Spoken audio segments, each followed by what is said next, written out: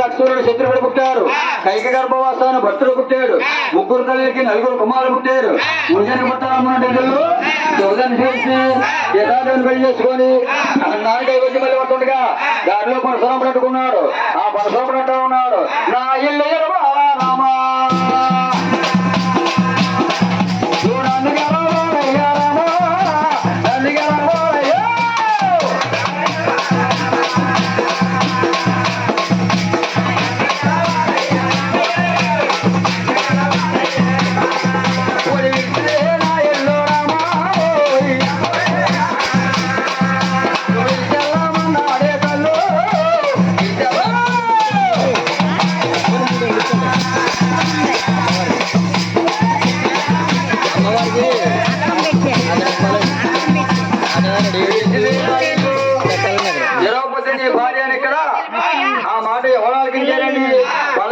సీతాదేవి చేతి కంకణాలు చేతినే ఉన్నాయి.